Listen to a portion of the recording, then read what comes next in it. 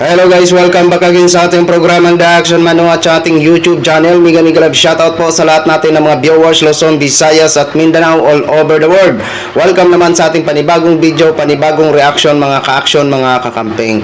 So ito ho mga ka-action, no, may gusto lang po ako na i-share sa inyo, no? So alam naman po nga natin, bukas is may kick-off doon sa Iloilo na kung saan ang pagbabalik ni former Vice President Attorney Leni Robredo at exactly 5 p.m. mga ka-action, mga kakamping. Makakasama po nila si Senator Kiko Bam Aquino. Kiko at Bam Aquino, and then Senadora Riza, and then Franklin Drilon ho, mga ka-action, mga kakamping.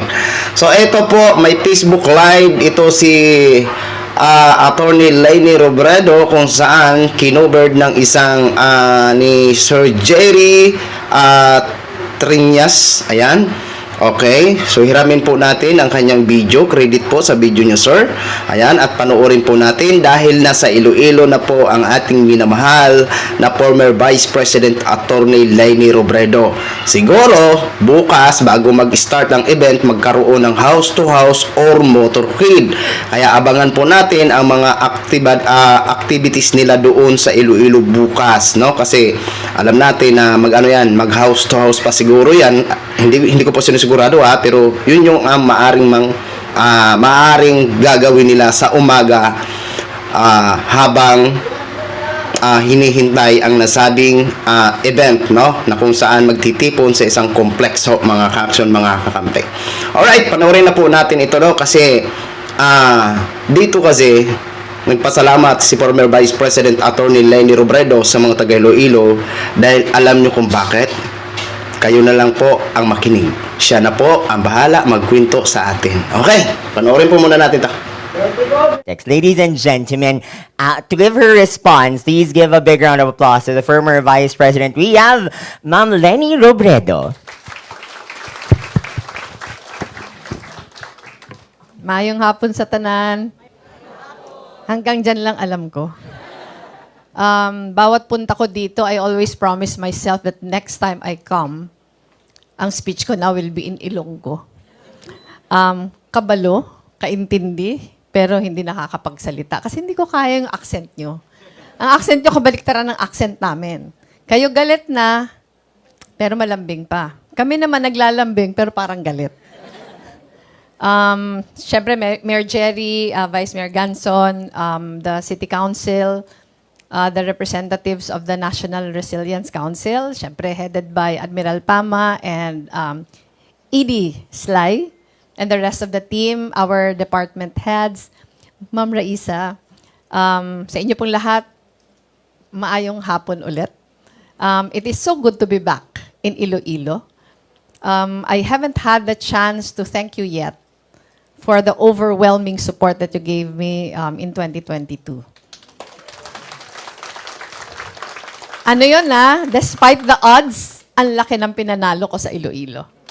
Kaya maraming salamat. All my visits here have always been happy occasions. But not many of you know that I have been coming and going to Iloilo since, I think, in the early 2000s, still with my husband. Naalala mo, Mayor Jerry, magkaibigan kasi yung asawa ko sa si Mayor Jerry, ang City Hall noon, doon pa sa market. Doon pa namin siya binibisita noon. So because of that, I saw how Iloilo transformed. The next time, yung apart from coming and going with my husband to visit Mayor Jerry, nandito ako in 2006. Twice for 1 week each. Kasi nag-chaperon ako sa bunso kong anak dahil nag-math contest. 2 beses yon in 1 year.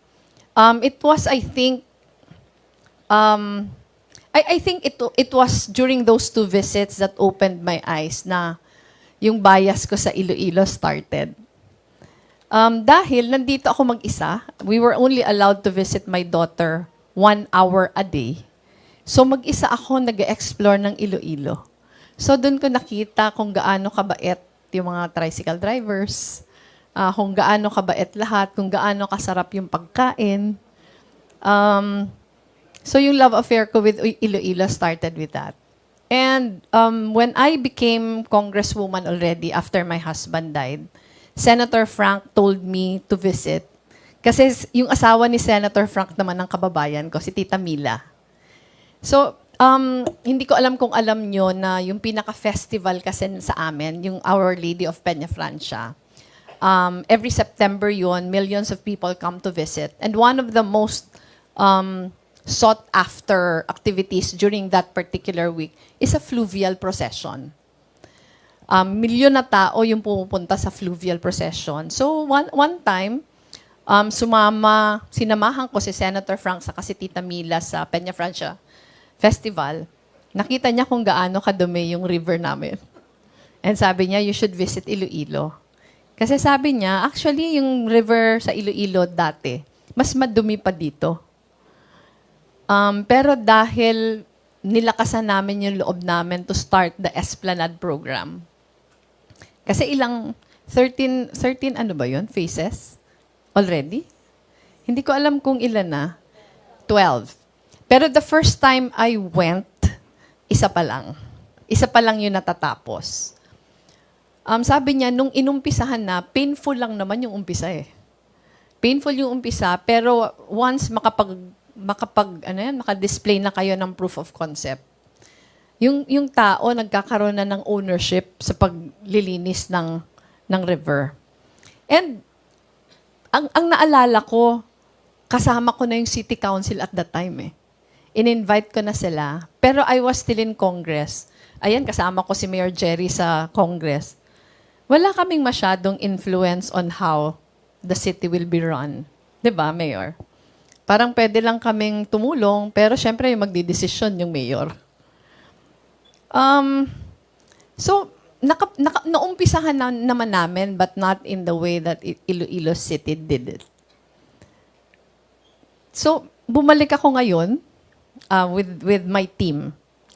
Most of them are incumbent councilors also.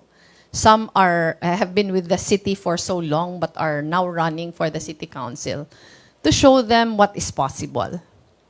Hindi lang yung Esplanade yung titingnan namin. Titingnan din namin yung mga eye care centers. Titingnan namin, Mayor, yung underground cabling nyo, which is a dream for us. Dahil nagpuprosesyon kami sa Naga eh. Yun din yung core festival namin. Tingin namin maganda sana kung underground cabling. Ngayon ko lang nalaman yung floods. So dapat pala sinama namin yun sa pag-aaralan. Kasi we just had the worst flood in our lifetime, October 22 of last year. So maraming pag-aaralan, pero ako, I am a living witness kung gaano nagpalit ang kulay ng river nyo. Di ba hindi ganyan yung kulay dati? Ngayon, bluish na siya eh. Dati kakulay niya yung river namin.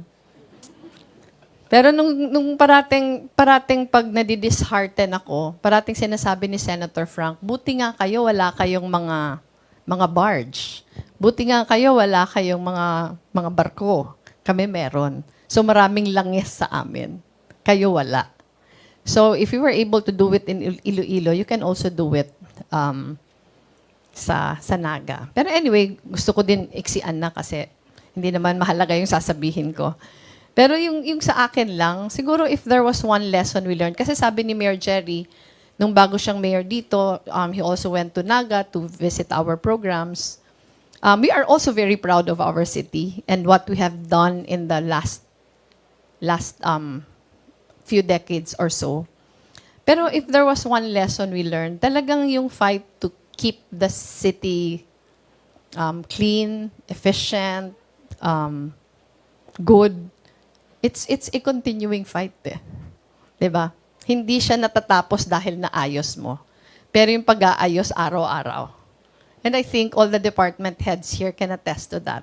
Ang laban araw-araw. Na siguro pag tamarin kang lumaban ng ilang araw, babalik ka sa dati. So yung sa amin, ganun din. Many of the members of our team have been in office for quite some time already. Alam din nila yon. Kami naman yung, kung sinasabi ni Mayor na yung passion to to make a difference every single day. Ganon din sa amin. Pero mahalaga sa amin itong learning visit na to. Kasi parang very visual yung representation of what is possible. So, pag nakita namin to, makaka-imagine din kami what we can do in Naga. Siguro hindi naman parehong-pareho kasi iba naman yung sitwasyon sa Naga. Pero ma-inspire man lang kami. Kaya maraming salamat for giving us this chance. Maraming salamat also for the very warm welcome. Wala pa akong bisita sa Iloilo na hindi warm yung welcome nyo.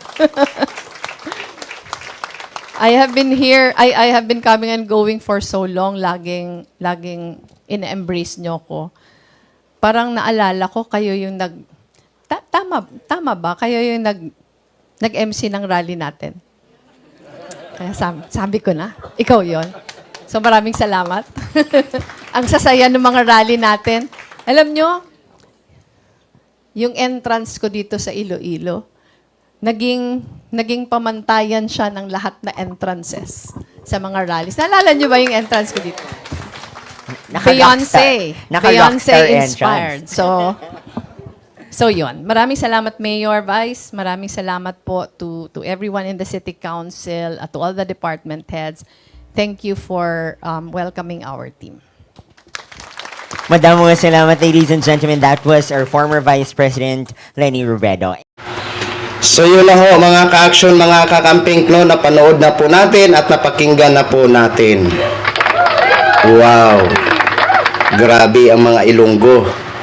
Isipin nyo, nagpasalamat si former Vice President Attorney Leni Robredo sa mga Ilonggos dahil ang laki ng naipanalo nila. Wow! Grabe, no? Kitang-kita naman natin ang suporta ng Iloilo. Hindi naman talaga nakakadurog ng puso ang suporta nila. Ini sa mga ibang provinces, grabe din po at naipanalo po nila si Attorney Leni Robredo. Like my province, Masbate, no? Laking lamang ni Attorney Leni Robredo doon, no? Kaya hindi natin in-expect na tayo ay matatalo. But anyway, tapos na po. Kung ano ngayon ang kasalukuyang administrasyon, respetuhin po natin, suportahan po natin ang ginagawa niya para sa bayan dahil ito naman ang hangad natin, no? Tapos na po. Maghanda na lang po tayo sa susunod na laban sa 2028. Basta, ayan po, nagkwento si Attorney Leni Robredo regarding sa mga pass, no? At papasalamat niya sa mga Ilonggos, no? Hopefully, sana kung gaano kadami ang tao noon, pero hindi po natin i-expect yan kasi iba po kasi ang presidente, mga ka-aksyon. Kapag presidente kasi ang tumatakbo, asahan po natin kapag may proclamation rally sa area pa lang, sa mga daanan pa lang, halos mapuno na po yan ng mga supporters, di ba? Kaya hindi po natin i-expect ng 100% na yung pinakita ng suporta ng Iloilo doon sa nasabing venue noong 2022 ay makikita natin bukas ng 5 PM. Sana nga ganun pa din, di ba? Kasi ang alam naman natin ang Dasmariñas pinakita din ang lakas nila, ganun at ganun pa rin, pero medyo malayo doon nung nakaraang 2022 kasi mga senador nga lang po ito.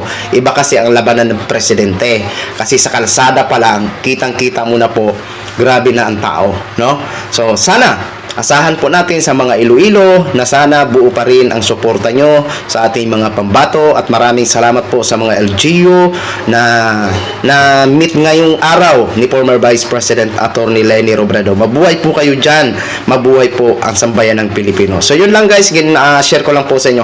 Maraming salamat po sa ating mga viewers Luzon, Visayas at Mindanao all over the world. Ako po ang inyong lingkod, si Action Man.